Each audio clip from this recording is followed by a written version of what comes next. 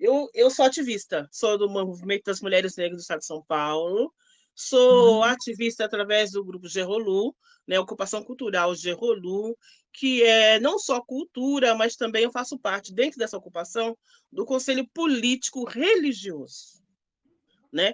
Por que religioso? Porque, para mim, primeiro, eu acho que Candomblé é mais do que religião. Eu não me enquadro dentro disso, eu não me coloco. Mas lá a gente tem isso. Então a gente faz parte do conselho para a gente mostrar às pessoas que essa organização candomblecista, umbandista e faísta é uma organização civilizatória. Por isso que eu lhe pergunto, da onde que você foi buscar, né? Ah, sim, Porque é toda uma organização de uma civilização. isso é Nós verdade. somos organizados, nós não temos a Bíblia, nós temos muito mais que isso. Né? E aí há toda a tentativa de querer nos demonizar. Como eu disse ali, minha bisavó Ana trabalhou como empregada doméstica. E, como toda mulher preta, ela faz o quê? Leva a sua cria para trabalhar junto. Ok? Não que ela leva a minha avó, né, Dona Zilda, para trabalhar junto, essa senhora que ela trabalhava vira e fala assim: já vou mandar providenciar o uniforme dela. E minha avó, menina, estava ali ajudando a dar brilho nos talheres de prata. A avó Ana não admitiu, né? Não aceitou, não respondeu a patroa, porém não levou mais a menina. Procurou um lugar e pagava-se, ela pagava caro para botar a Uhum. menina no melhor lugar, era sua única filha. E dali ela coloca ela para ela aprender a costurar, para ela aprender a fazer as coisas, né, a bordar e tudo mais para não ser empregada. Então, vó Ana, mesmo sem saber, ela lia muito pouco, escrevia muito pouco, não tinha, né, não era alfabetizada assim.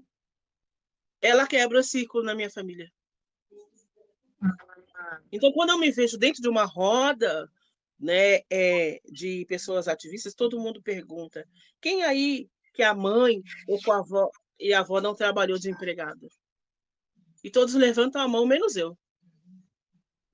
Né? Ainda a pessoa me cutucou e falou assim: mas e aí, não sei o que eu falei: então, a minha bisa quebrou esse ciclo.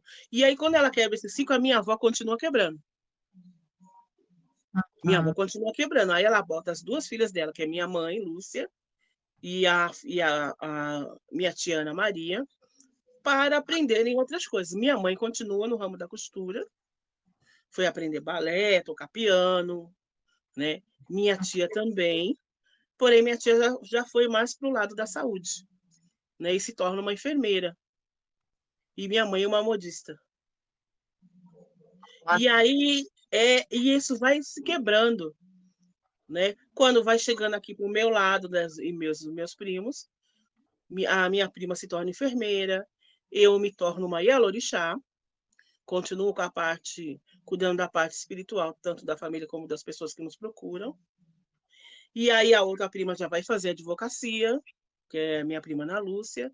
E aí já vem a outra geração, né, Uhum. de primos, que é onde a gente tem hoje uma prima, que é Yasmin, que fez faculdade de psicologia e que hoje está lá na Austrália treinando seu inglês. Uhum. Entende? Então, como é importante um ciclo de força de mulheres, que eu digo, como é forte, né? Como é o não aceitar dentro de mulheres pretas. Então, a gente já trabalhava. Então, quando a gente vê algumas situações hoje, ah, é, feminismo e não sei o quê, bababá, a gente fala, opa, peraí, cara pálida, até... Como assim? A gente já fazia, entendeu? A gente já fazia. Enquanto você está lá reclamando, quem tomava conta do seu filho era nós. Quem limpava sua casa e lavava sua roupa eram as mulheres pretas. E as amas de leite também, que crueldade, né? Se seu Deixava. filho está aí saudável, foi o leite de uma mulher negra, Exatamente. né? Então, e aí você costuma ver hoje em dia, que é coisa que eu não esperava mais ver isso, porque eu lembro de candomblé no tempo da minha avó. que o candomblé começava a tocar meia-noite em ponto. Hum. Ia terminar de madrugada. De madrugada não, terminava no amanhecer. Sabe? E todos vinham e tinha toda aquela movimentação, tinha toda aquela energia. E eu esperava que eu não encontraria hoje o que está acontecendo.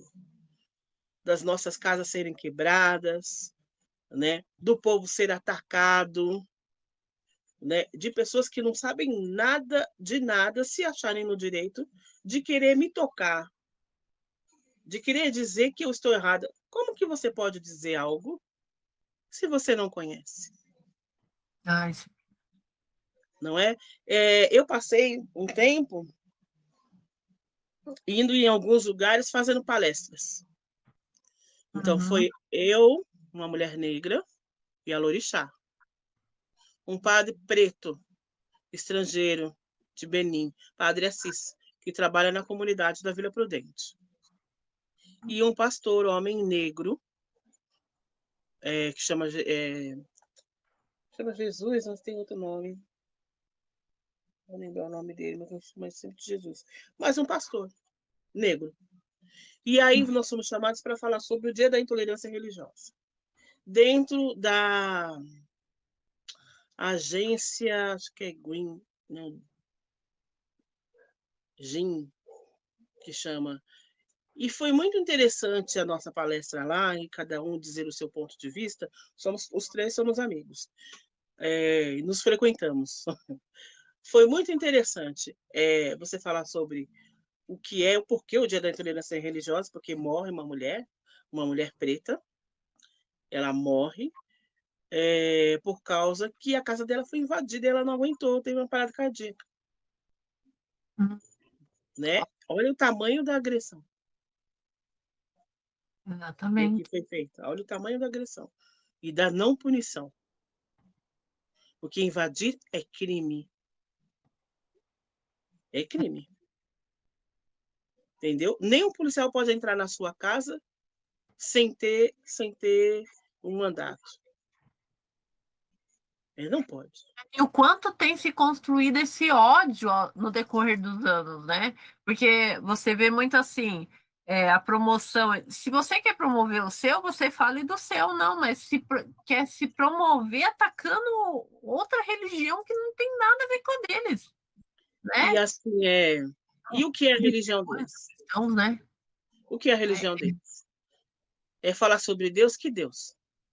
Exatamente. Quem é esse Deus? Então, quando a gente leva isso para as palestras, no final dessa palestra, eu faço um convite às pessoas, principalmente às evangélicas, que Sim. cresceram evangélicas, porque eu também vivi com evangélicos. Eu também vi isso e nós nos frequentávamos. Eu tinha uma senhorinha que morava no nosso bairro que frequentava a casa da minha mãe, que jogava tarô. Certo? As duas se conversavam e muito interessante, não se falava de religião, se falava de crochê, disso, aquilo, outro, elas passavam horas conversando, entendeu? Fazia lá um chá, um bolo, não sei o que, bababá, e elas passavam hora e cada um ia na sua. Até que um dia que essa senhora, Dona Eva, chega para mim e diz assim, para mim não, para minha mãe, né? E diz assim, ai, que bom estar aqui conversando, uma conversa saudável. Está mudando, minha amiga, está mudando, ela falava assim. As pessoas estão mudando, estão doentes. Fanatismo. Não é assim. Então, a gente, com essa fala de Dona Eva, a gente começa a detectar o que mudou. Não era só o culto a Deus, não era só o culto ao que eles estavam lendo ali na Bíblia deles. Muda, ela cansada, ela falava, é uma gritaria, é um negócio, ela não reconhece mais. Né, o culto dela. E aí chega a igreja dentro das comunidades. Eu morava perto da comunidade de Vila Ferreira, em São Bernardo. Chega a igreja, chega a igreja oferecendo, como é que fala? Os instrumentos musicais, né? Como é que fala? A salvação, né? Porque antigamente era a salvação, vender um pedacinho do céu e tudo Mas mais. é uma moeda de troca, né? É uma moeda de troca para quem está em dificuldade. Como que a pessoa não vai acreditar? É cruel, né? O quão é cruel. O quanto é cruel trabalhar com o emocional das pessoas, Sim. né? Eles vão muito nisso. E o culto não é isso. Tanto que pastor Jesus diz no momento que não há em nenhum lugar da Bíblia dizendo que isso ou aquilo está errado, que tal momento de fé está errado, né? Apesar que a Bíblia foi modificada trocentas vezes, né? Uhum. É algo difícil, tá? A Bíblia é algo difícil de se acreditar assim. Eu acho, para mim, é difícil. Então, eu vejo hoje em dia essa luta que a gente tem que ter para a gente continuar, para mim levar um legado, né? Um legado trazido pela minha família, né? Pela minha avó. E quem começa a parte espiritual dentro da minha família é a minha avó. Fora os ancestrais que a gente não conheceu, né? Tanto da família quanto do orixá, né? E tudo mais, e entidades e tudo mais. Mas a gente leva. Aí, para mim, então, é muito mais difícil, porque aonde eu estou hoje, eu moro proximidades da Vila Mariana, na Chácara Inglesa, aqui tudo virou prédio, e prédios de alto padrão. Aqui virou algo muito caro, né? E eu nasci aqui.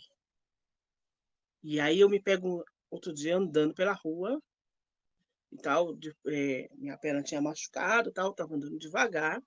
E aí eu vejo as pessoas, umas mulheres, 3 mulheres estavam com seus cachorrinhos na rua, tal, me medindo, me olhando com certa estranheza. Eu falei, opa, cara pálida, eu cheguei aqui primeiro. Eu nasci aqui. Esse bairro eu conheço, né? E aí todas assim olhando, não sei o quê, porque ficou um bairro que muito caro, muito cheio de prédios de alto padrão. Então, às vezes você vai tocar o nosso tambor, né? Alguma coisa, você vê algum vizinho aí de prédio gritando. Tem Nossa. tudo isso.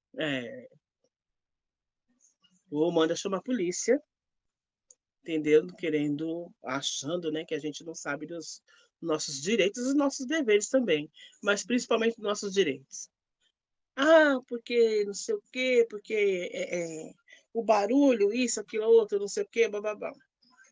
O barulho não se mede só pelo barulho que ele está escutando, né?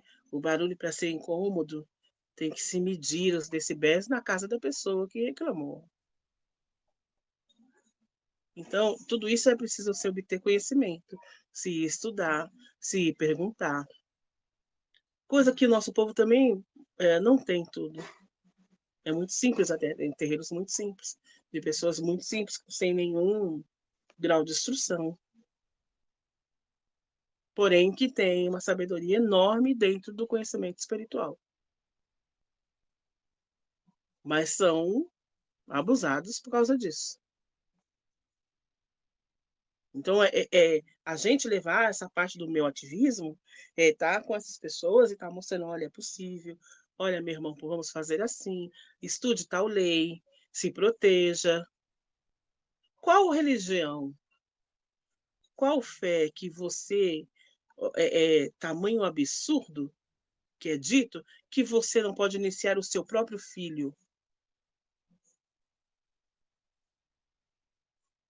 né? Como que o moço diz esses dias para mim?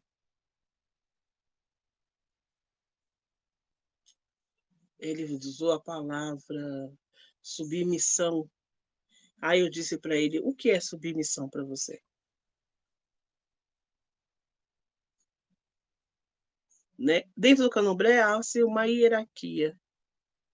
A gente respeita o mais velho porque ele veio antes, porque ele viveu antes, porque ele viu antes. Então, se ele disse alguma coisa que, olha, presta atenção nisso aqui. Aquela cabeça é mais velha, ela passou antes, ela adquiriu o seu conhecimento antes. Eu respeito. Esse é o nosso livro. Esse é o nosso livro. Já para as pessoas que só querem tomar, pegar, né, adquirir sem conhecimento, é complicado você respeitar a hierarquia. O mais velho, por exemplo, só vai dar para você ou vai explicar alguma coisa com a sua maturidade. E eu me vejo, né, que muitas coisas eu aprendi hoje eu entendo. Já eu, mais nova, não entenderia com esse esclarecimento que eu tenho hoje. Né? Então, as pessoas hoje querem comer tudo apressado, né? A tal da ansiedade. Né? Eu preciso, então eu vou ler, igual como eu estava dizendo, o ler é importante, o conhecimento é importante, o saber é importantíssimo. Quanto mais a gente lê, melhor. Mas como é que eu vou ver e botar esse conhecimento na prática? E colocá-lo na prática não é colocá-lo fazê-lo. Colocá-lo na prática é observar, é viver, é sentir, né? É ouvir esse lado invisível, que é bem maior do que ler. O entendimento, a partir daí, é outro. Né? Olha, O entendimento, a partir do sentir, do ouvir, a, da sensação, é outro. Por isso que eu digo, aí a gente vai ter aí a apropriação cultural, é exatamente isso. O bolinho de acarajé é para além de um bolinho de acarajé. O bolinho de acarajé, além de se comer e ser a comida de Oiá, também é um ebó. O que é um ebó? Uma transmutação de energia, entendeu? Junto com a energia espiritual que vai transmutar o que tem de negativo naquela pessoa. Então é um conhecimento muito mais profundo, que pode deixar muita gente com medo. E aí você vê negros e negras, né, pretos e pretas, com medo de serem quem são, com medo de verem essa energia que é maravilhosa dentro da gente. Né? E aí você tem toda a parte de colonialismo, coronelismo, né? Fascismo, machismo, que vem sempre fazendo o quê? Segregando, separando, deixando todo mundo individual, todo mundo olhando para o seu umbigo, ou botando um para baixo do outro, e diminuindo. Para quê? Porque o ser humano fica sensível, fica fraco. Com medo. Ah, eu sou mulher, eu sou frágil. Quando que a gente foi frágil?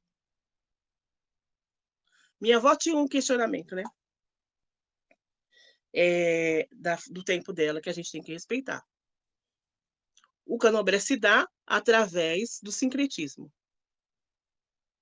Né? O candomblé é mantido através do sincretismo, sabedoria dos nossos mais velhos. Então, ele se mantém com a imagem católica dos orixá, dos santos católicos, mas o orixá ali embaixo, ok? Ele se procede assim, aqui em casa era assim. Então, você tinha nas paredes os santos católicos, que ali Nossa Senhora da Candeia ou Nossa Senhora Aparecida, associada ao Xum. São Jorge, associado a algum. Né? Santa Bárbara, associado a Inhaçã. E assim se manteve. Respeito. Mas depois que você adquire conhecimento, você tira. Né? Não tem associação nenhuma. Porque minha avó dizia assim, a gente não sabe se eles vão continuar ou não. Então, eles têm que fazer a catequese. E aí, qual foi a surpresa dela quando eu vou para a igreja? Porque eu cresci dentro do candomblé. Eu, os meus irmãos e meus primos, né? E aí, você vai fazer a tal da catequese, você começa a questionar. Eu voltava revoltada da catequese, dizendo assim, porque tinha lá o tal do sincretismo que Inhaçã e Santa Rita era igual. E aí, eu fui conhecer a história de Santa Rita. Voltei revoltada. Aliás, eu disse para a freira, eu falei, ela sofreu tudo isso que ela tinha sofrido, né? Que era alguma coisa relacionada ao marido dela, e não sei o que, foi abandonada, e aí não sei o que, vai para a igreja, vira freira, e vai para a igreja. Eu falei, desce um pau nele. Oxe, fosse recuperar suas coisas. Que história é essa? E aí eu não conseguia, não entrava na minha cabeça, de jeito nenhum, essa associação com o orixá Inhansã, Oiá, que é uma mulher guerreira que vai e conquista as suas coisas por si só. Né? Orixá essa que a qual me rege. E aí, eu falei para a freira ficou horrorizada com o que eu disse, porque ela achava demais, né? Já se viu uma menina falar isso, né? E tal. Ela falou, imagina, ele que tinha que ir embora da casa. A freira ficou. E cheguei e falei para minha avó, para minha mãe, você falou isso para a filha? Eu falei.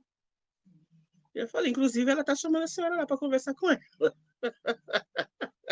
Mas tá errada? Não tá errada, né? Não está errada. Não estava errada de jeito nenhum. Né? E ela ficava, que ela me olhava, eu olhava, eu falei assim, não tem nada a ver com isso aqui, não. Entendeu? Nunca passou, nunca aceitei esse sofrimento, né? E aí, então, não tinha tanto que eu falei que eu não queria mais ir. Falei, tá bom, já fiz o que a avó pediu, não quero mais ir, não. Eu vou ficar aqui. Entendeu? Assim como eu e meus primos e meus irmãos.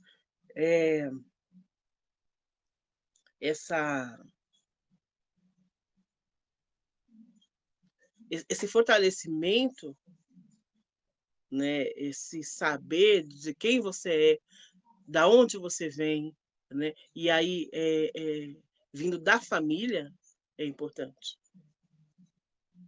Então, hoje eu tenho a possibilidade de estudar, eu tenho a possibilidade de falar com africanos, né? Da gente estar discutindo, a gente ver o modo de olhar as coisas como é. É interessante também, porque de lá para cá, né, a gente considera aí a África o país mãe, né, e tal, e o país mãe é o país que a gente já está aprendendo, é a mãe onde começou tudo, e eles africanos acham que é o Brasil.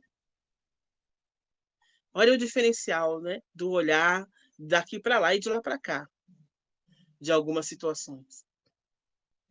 Então, tudo isso que nos atravessou, racismo, machismo, racismo, mexe muito com a cabeça do preto atual, da preta atual. Né? O que é melhor? Hoje, há pouco, esses dias, né? Olha o absurdo que aconteceu agora de casos de racismo. E vários outros casos, né? Uma mulher achar que ela pode bater na outra para dizer que você não vai entrar por aqui e atacar de bater, entendeu? Porque ela acha que a mulher preta não pode entrar por ali de um homem gritar com uma mulher negra e seu sobrinho, porque eles não poderiam estar naquele restaurante. Olha o absurdo, né? Como agora aconteceu da chinesa coreana, sei lá, querer gritar com a outra, bater e não sei o quê, a outra ali comprando, dela bater e quebrar o celular da outra e ofendê-la, sendo que ela está no meu país, no nosso país, ganhando seu dinheiro. Quem é ela? Quem é ela? E aí a gente vê o quê? A impunidade, um governo que deixa isso acontecer. Que estimula a violência, né? Estimula o tempo inteiro. Ele estimula quando ele vai lá e fala mal de índio, ele estimula quando ele vai lá e fala mal de quilombola, entendeu? Para tentar tirar mais uma vez a serra dos quilombolas, terra essas adquiridas há muito tempo, assim como a terra dos índios, assim como o espaço dos índios. Então, aconteceu o desmatamento, assim, um horror, e a população não se atenta. A fome hoje que se tem hoje não é à toa. A pandemia não é a pandemia. A pandemia foi só um instrumento na mão deles para isso.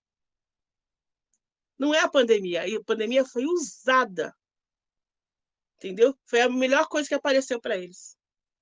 Todos, não é só um. Todos os governantes. Usando a pandemia para deixar o quê? A fome se estabelecer. A miséria se estabelecer. Para que as grandes empresas ganhassem. Ficou muito nítido nessa pandemia se olhar, quando se para tudo, tá claro, você vê os empresários surtando, Verdade. igual era na escravidão, dizendo, imagina, isso é só uma gripezinha, o povo lá da favela aguenta. Foi esse comentário que teve, né? Esse comentário, o mesmo de que o pai de um jovem que vai lá e atropela 2 pessoas e não está preso. Atropela e mata, né? 2 pessoas e não está preso. Essa Porque é semana, branco. essa semana mesmo eu comentei com a professora, eu falei assim, você percebeu que na época da pandemia se falava-se muito em mortes quando elas eram possíveis estar contando e quando atingia a classe rica. A partir do momento que começou a ter mais mortes na periferia do que nos bairros nobres, eles pararam de falar. Simplesmente não se falava mais em pandemia como se ela tivesse acabado. Por quê? Porque ela estava atingindo o povo pobre. Uhum. E não é do interesse deles, né? O povo não percebeu o quanto de direito foi tirado deles. Não tem direito nenhum. A não ser trabalhar até morrer. Se aposentar, quem sabe? Essa que é a real. Né? Então é muito difícil quando a pessoa se diz Bolsonaro, aonde se coloca aí as armas, se coloca-se o tráfico, sim, e a fome, a miséria, né? Tudo que há de ruim, que é tudo que o povo de matriz africana está sempre combatendo. Eu gostaria que você falasse um pouco da vestimenta e do turbante, porque tem um significado, né, dentro da religião Uhum. e o quão deve ser respeitado, né? A gente tem aí uma onda de intolerância religiosa que não tem fundamento nenhum, você atacar uma religião, ainda mais porque muita gente que ataca não conhece. Eu gostaria que você falasse um pouco sobre isso. Então, o atacar, vamos falar um pouquinho desse atacar a religião. Será que é só religião? Ah, sim, verdade. Né? As pessoas falam intolerância religiosa, eu digo racismo religioso. Porque se ataca-se toda uma cultura preta. Preta. Então, e as pessoas vão sedentas em querer atacar, né? Em querer dizer, em querer questionar. Você de trança, você fica melhor de cabelo liso. Mas se uma branca botar a trança, ela é bonitinha. Né? O turbante é uma proteção para a nossa cabeça, nosso ori. Ele também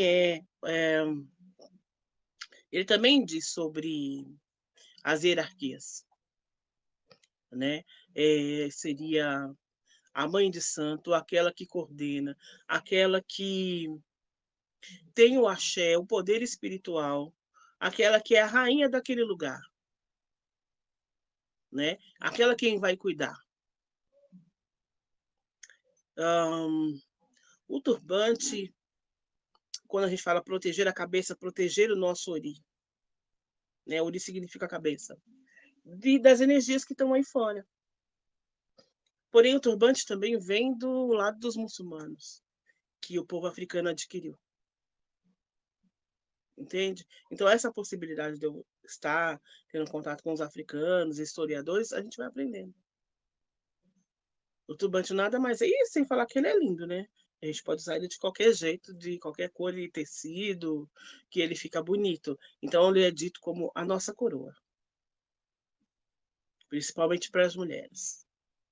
Né? A indumentária nossa é toda voltada, também é um pouco ainda para o final ali da colonização, daquelas roupas, né? De final de colonização e tal. Porém, hoje elas têm um significado, que é o camisu, que é um calçolão, a nossa saia mais comprida, né? O nosso pano da costa, a qual protege o nosso ventre. né, a qual nos aconchega, né, principalmente proteger o ventre, que é o mais sagrado, que é o espaço sagrado, né, feminino. E aí tem assim as suas conotações quando está acima do seio, são para as pessoas que são iniciadas, a cintura são para as pessoas que são mais velhas, que são as abás, né? Mas sempre com a conotação de proteger o útero. E também há o modo de usá-lo quando você vai visitar o outro terreiro, que você joga no ombro, né? Em cima de um braço, tal, tem todo esse respeito dentro da roupa da vestimenta, né? Dentro de candomblé. Né? Mulher, por exemplo, não usa só a calça, usa-se a saia. Né? Há um reconhecimento. As pessoas às vezes colocam, né, que a gente vai ter aí as pessoas trans, e aí é importante citá-los. Nós já tínhamos os gays. O candomblé nunca recusou ninguém. Ele sempre vai se adaptar. E sempre vai acolher. Né? Então, a gente vai ter toda essa colocação do usar a roupa, do estar bonito, da gira da saia, do quanto é o tecido da saia. Para que o tecido com tanto, uma saia com tanto pano? O que é o girar a não ser fazer com que o vento se movimente e as coisas ruins saiam daquele lugar? Como eu digo, tudo tem um significado. O porquê jogar água no chão quando a gente sai para a rua? Né? A gente pedindo que Exu, Exu, eu vou sair. Exu, eu vou para o mundo, eu vou sair. Eu estou lhe dando água, Exu, para que não falte água no meu caminho. Mas que ao mesmo tempo, aonde eu andar, que seja apaziguado. Me livre, Exu, das coisas ruins que estão aí fora. Desvia do meu caminho, para que eu possa voltar e retornar à minha casa sã, com saúde e em paz. Então, esses atos que as pessoas dizem, não foi água, foi pinga, também tem um significado. Mas o povo deixou lá na encruzilhada, que sujeira, e não sei o quê, e bababá, e vem com a tal da vigilância sanitária, né? Isso e aquilo outro. E quanto é aí que a gente não está vendo de lixo que não recolhe? Das coisas que não limpam? Encruzilhada para nós é portal. É portal, é onde mora Exu, é onde mora a ancestralidade masculina, que são Egungun, aonde mora a ancestralidade feminina, e a minha Oxorongá, senhoras do começo da criação. Senhoras que fazem com que a Terra exista e que tenha um movimento. Então, é importante, né, que saibam algumas coisas, mas saibam direito. E quando forem reproduzir, pensem no que vai reproduzir. Não invente coisas que não tem nada a ver. E desde o início aqui da nossa conversa, eu já identifiquei alguns dos 10 valores civilizatórios, se não todos, né? Dos 10 valores civilizatórios afro-brasileiros. Aí eu gostaria de falar para você e você dar o seu parecer, o seu entendimento, o seu ponto de vista. Tá. Então, eu vou falar um por um, né? E são os 10. Então, eu vou começar com circularidade. A roda, o xirê. O xirê é a circularidade, né? A roda, no candomblé, a gente faz uma roda para dançar, né? Para chamar e convidar o orixá a vir estar conosco, que se faz antes de chamar o orixá. Então, a gente está ali brincando, imitando como o orixá dança, né? Fazendo o círculo, que é a união, que é fortalecer cada um, que é unir as energias, que é convidar o orixá a vir estar conosco, né? O círculo tanto da roda quanto o círculo da saia da baiana, quanto o círculo que se tem quando se tira um ebó, né? É o movimento, é um movimento, e a fé é em constante movimento. É a circularidade. Levar o saber, receber o saber, constantemente. Religiosidade? Fé. Fé no invisível. Fé em orixá. Fé em Exu, nas entidades. E fé em mim mesmo, que é o mais importante. Eu só sou quem eu sou com o orixá, mas o orixá também me fortalece para que eu seja quem eu sou. Para que eu tenha confiança em mim, eu pise sobre a terra bem, forte. E os orixás seriam representantes de uma força maior? Como você definiria um orixá para quem não conhece? Orixá é representante, orixá viveu em terra, orixá vem para dizer para o ser humano viver melhor, mas ao mesmo tempo ele é um complemento da nossa energia. O ser humano não é perfeito, não. E orixá não precisa de ser humano para existir. Mas a gente precisa dele. Isso é importante. Porque essa energia que a gente precisa e que vem das águas, vem da folha, vem do sangue em movimento, do sangue dentro da gente. O sangue é o orixá. Né? O corpo da gente vai ter diversos orixás. Como Ogum dentro do sangue, que é o ferro. Como o ferro da estrada. Como o ferro dos carros. É Ogum. Como essa toda tecnologia virtual é Ogum. Essa comunicação de levar para o outro lado do mundo, seja onde for, que a internet é Exu. Ele é a comunicação que nos possibilita isso. Oxum é a água, não é só lá na cachoeira ou no rio, é a água que está no nosso corpo. É a energia que diz, beba água para que você funcione. Para que todos os seus órgãos funcionem. Oxum, o líquido amniótico que envolve a criança. Até o seu nascer. Então, esse conhecimento é um pouquinho mais profundo que só falar, o Oxum está na cachoeira.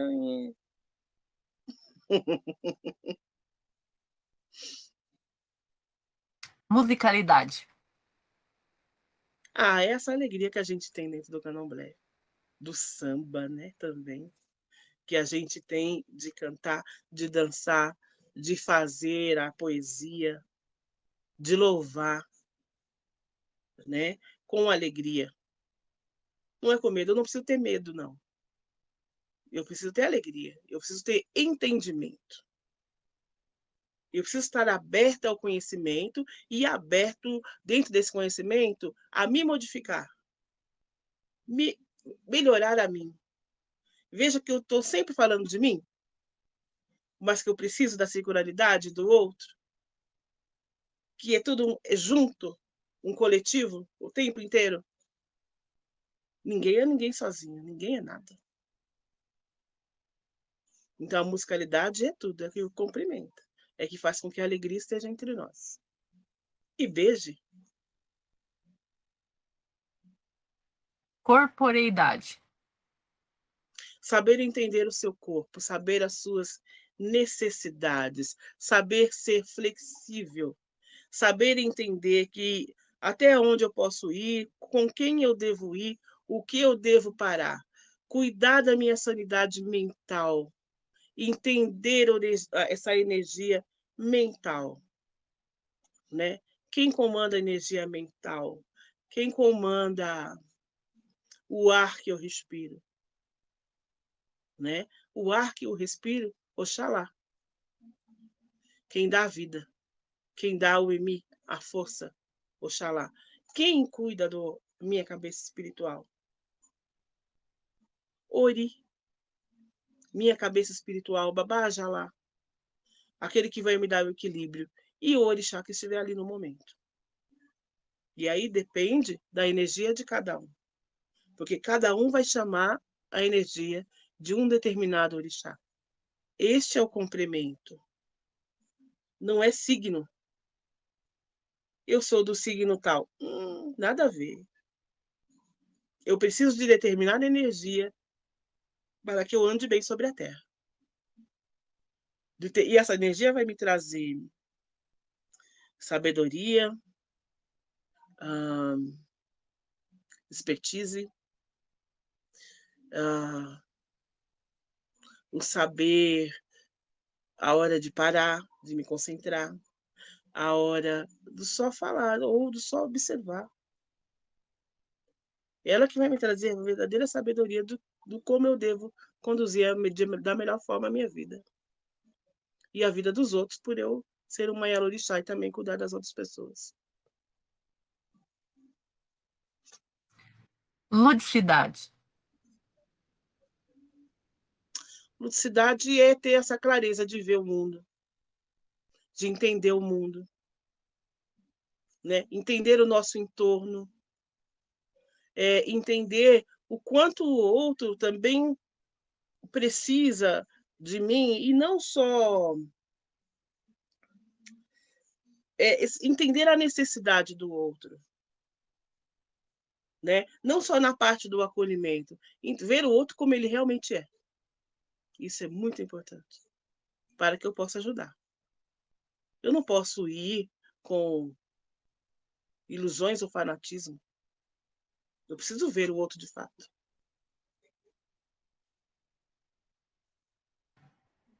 Cooperativismo, comunitarismo. É o que a gente já tem, né? Vamos cuidar de uma pessoa? Ah, procurei lá a mãe de santo e tal, e fiz o trabalho lá. Vou fazer o trabalho.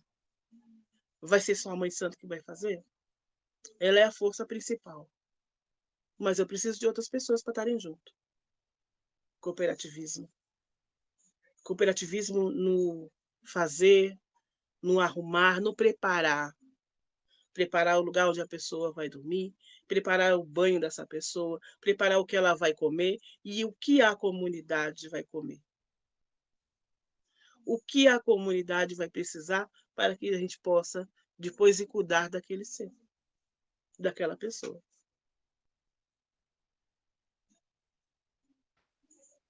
Memória. Memória é lembrar dos ensinamentos da minha avó, lembrar dos ensinamentos do meu pai e da minha mãe, lembrar de ensinamento de orixá, quando a gente está lá no começo, procurando entender meio sem, né? Sem saber de nada, e lembrar, sobretudo, do que a gente já viveu, o quanto foi interessante o que a gente viveu, o quanto foi interessante o que eu vivi, né? O que eu evoluí daquele começo para cá. Qual é o legado que eu vou deixar? O que é que eu vou deixar para o meu filho? E para os meus filhos, né, espirituais, dentro dos meus filhos de Homo-orixás. É muito importante. E isso se dá através do candomblé, das histórias, do falar, do conversar, da troca, que é muito mais do que uma Bíblia. Por isso que eu falo que o presencial é melhor.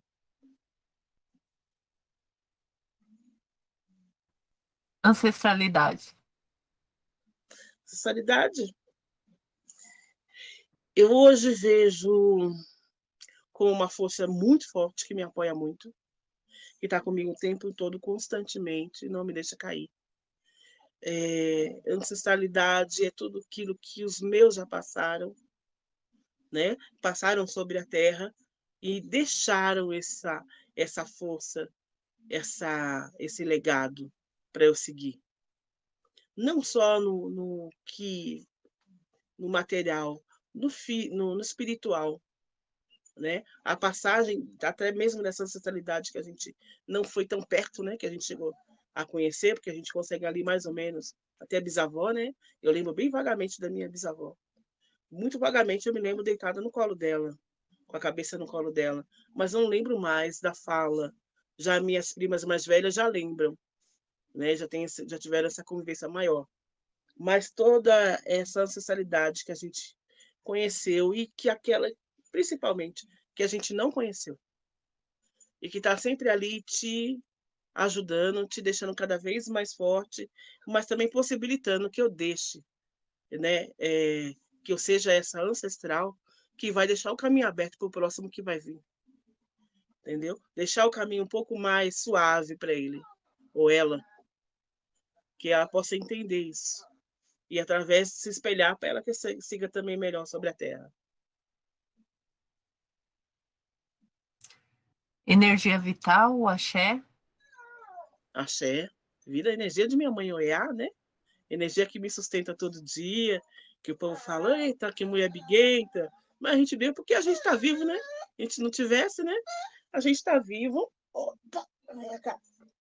Deixa eu botar uma pequena aqui, minha pequena cachorrinha, que ela está meio enjoadinha. Pronto, fica aí. E essa energia que me sustenta, a energia de meu pai Ogum, energia que me sustenta, energia que me dá a possibilidade de levantar todos os dias, de agradecer ao meu Ori e de prática esse dia, né? Seja ajudando aos outros ou seja cuidando da energia do axé do povo daqui de casa. Mas que te dá a possibilidade de ser uma mulher que eu sou, ser ativista, ser guerreira, entendeu? Ao mesmo tempo ser mãe, né? Ao mesmo tempo ser namorada, ao mesmo tempo ser a mulher do dia a dia, vaidosa, aquela que cozinha, aquela que sabe que gosta de festa, essa possibilidade, essa energia que se achar que me faz bem. E o último valor civilizatório afro-brasileiro é a oralidade. Isso é o que a gente está praticando aqui hoje. A oralidade, o passar, não só o conhecimento, né? Minha avó tinha uma coisa engraçada que eu achava interessante, que você perguntava para ela uma coisa e ela esperava um pouquinho e lhe respondia com uma história. Na época eu não entendia, né? Porque que ela falava assim, eu falei, diacho, eu estava pensando. Falei, diacho, eu perguntei um negócio, aí vem com essa história toda. Quando acabava a história, ela falava assim, entendeu? Ela trazia a resposta através da história. E essa E o história era para sono é trazer. importante, né? Esse de vó para filha, para neta, e ser cultivado. E ser cultivado. Porque não é só a resposta dizendo um sim ou não, pode ou não pode, mas o caminho da história para se dizer por que eu cheguei até aqui, né? Se eu estou te dando várias possibilidades dentro da história. Será que realmente isso que você está pensando só tem este caminho? Ou eu tenho as diversas possibilidades? E isso ela vinha contando através de algumas histórias, que eu me vejo praticando e fazendo com os meus filhos. É bem por aí, oralidade.